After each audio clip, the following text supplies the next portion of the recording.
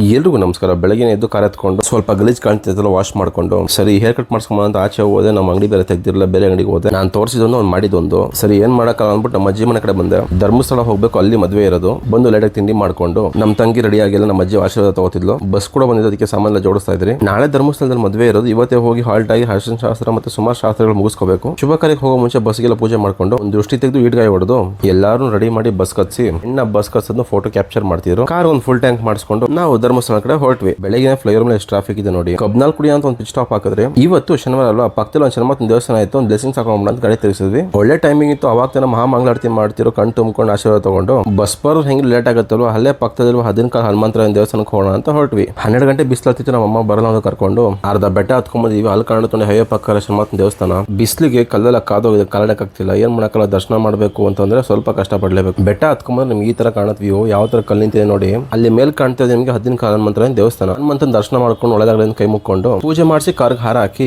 ಮಧ್ಯಾಹ್ನ ಆಯ್ತಲ್ಲ, ನಮ್ಮಮ್ಮ ಊಟ ಮಾಡಬೇಕು ಅಂತ ಹೇಳಿದ್ರು. ಅದಕ್ಕೆ ನಾನು ಅವ್ರನ್ನ ಕರ್ಕೊಂಡ್ಬಂದು ಹಿರಿಸಿದ ಗಾಯತ್ರಿ ಮೆಸ್ಗೆ. ಈ ಹೋಟ್ಲಲ್ಲಿ ನಿಮ್ಗೆ ಪಕ್ಕ ಸೌದೆ ಒಲೆ ಮನೆ ಊಟ ಸಿಗುತ್ತೆ. ನಮ್ಮ ಫ್ಯಾಮಿಲಿ ಕೂಡ ಊಟ ಎಲ್ಲ ಚೆನ್ನಾಗಿದೆ ಅಂತ ಮೆಚ್ಕೊಂಡ್ರು. ನೀವು ಹಿರಿಸೇವೆ ಕಡೆ ಬಂದಾಗ ಈ ಹೋಟ್ಲ್ ಮಿಸ್ ಮಾಡಂಗ್ ಟ್ರೈ ಮಾಡಿ. ಈ ಹೋಟ್ಲ್ ಊಟ ಒಂದೇ ಸ್ಪೆಷಲ್. ಹಿಂದಕ್ಕೆ ಒಂದು ವಾಕ್ ಬಂದ್ರೆ ಹಾಗೆ ನಿಮ್ಗೆಲ್ಲ ದನಗಳು ಕುರಿಗಳೆಲ್ಲ ಕಾಣಿಸುತ್ತೆ. ಅಲ್ಲೇ ನಿಮ್ಗೆ ತಯಾರಾಗುವಂತ ಪ್ಯೂರ್ ಎತ್ತಿನ ಗಾಣದ ಎಣ್ಣೆಗಳು ಸಿಗುತ್ತೆ. ಹಾಗೆ ಹಿರಿಸೇವೆ ಸಂದೀಪ್ ಅವ್ರು ಸಿಕ್ಕರು, ಅವ್ರನ್ನ ಮಾತಾಡಿಸ್ಕೊಂಡು ನಾವು ಮತ್ತೆ ಧರ್ಮಸ್ಥಳ ಕಡೆ ಹೊರಟ್ವಿ. ಈ ಸುತ್ತಮುತ್ತ ಕಾರಣ ಎಷ್ಟುಗಳು ನೋಡ್ರೆ ಗೊತ್ತಾಗುತ್ತೆ ನಿಮ್ಗೆ ಸಕಲೇಶ್ಪುರ ಇದೀವಿ ಅಂತ. ಹಾಗೆ ಬಸ್ ಕೂಡ ಸಿಕ್ಕು, ಜೊತೆಗೆ ಒಂದು ಬ್ರೇಕ್ ತಗೊಂಡು ಹಾಗೆ ಅಲ್ಲಿ ನಾನ್ ಸ್ಟಾಪ್ ಘಾಟ್ ಇಳಿಸ್ಕೊಂಡು ಘಾಟ್ ಮುಗಿಸಿ ಒಂದು ಕಾಫಿ ಬ್ರೇಕ್ ಬೇಕು ಅಂತ ನಿನ್ಸಿ ಲೈಟ್ ಆಗಿ ಒಂದು ಕಾಫಿ ಹಾಕೊಂಡು ಧರ್ಮಸ್ಥಳ ಡಿವಿಯೇಷನ್ ತಗೊಳಕ್ಕೆ ಸಂಜೆ ಆಗಿತ್ತು. ಫೈನಲ್ ಆಗಿ ಧರ್ಮಸ್ಥಳ ಬಂದು ತಲುಪಿದ್ವಿ. ಬಸ್ ಕೂಡ ಬಂತು. ಇದೆ ನೋಡಿ ಮದುವೆ ನಡೀತಿರೋ ಚೌಲ್ಟ್ರಿ. ಮೊದಲು ಮಂಜುನಾಥ ಸ್ವಾಮಿ ದರ್ಶನ ಮಾಡೋಣ ದೇವಸ್ಥಾನ ಕಡೆ ಹೊರಟ್ವಿ. ದಿನ ಲಾಸ್ಟ್ ಅಲ್ಲಿ ದರ್ಶನ ಮಾಡಕ್ಕೆ ಹೆಗ್ಡೆ ಅವರ ದರ್ಬಾರ್ ಮಾಡ್ಕೊಂಡ್ ಬರೋದು. ದರ್ಶನ ಮುಗಿಸ್ಕೊಂಡು ಆಚೆ ಬಂದಾಗ ಕಾಣೋದು ನಿಮಗೆ ಮುದ್ದಾದ ಆನೆಗಳು, ಹಾಗೆ ಕಾಂಕ್ರೀಟ್ ಬುಲ್ ಕೂಡ. ಇವತ್ತು ರಥೋತ್ಸವ ಬೇರೆ ಇದೆ. ಒಂದು ಪಿಕ್ ತಗೊಂಡು ಮದುವೆ ಹಾಲ್ಗೆ ಬಂದ್ವಿ. ಇವತ್ತಿನ ಪ್ರೋಗ್ರಾಮ್ಗೆ ಸ್ಟೇಜ್ ರೆಡಿ ಆಗಿತ್ತು. ಹಾಗೆ ನಾಳೆ ದಾರಿಗೆ ಮಂಟಪ ರೆಡಿ ಮಾಡ್ತಿರೋ. ಒಂದ್ ಕಡೆಯಿಂದ ಶಾಸ್ತ್ರಗಳು ಸ್ಟಾರ್ಟ್ ಆಯ್ತು. ನಿಮ್ಗೆಲ್ಲ ನಾಳೆ ಸಿಗ್ತೀನಿ.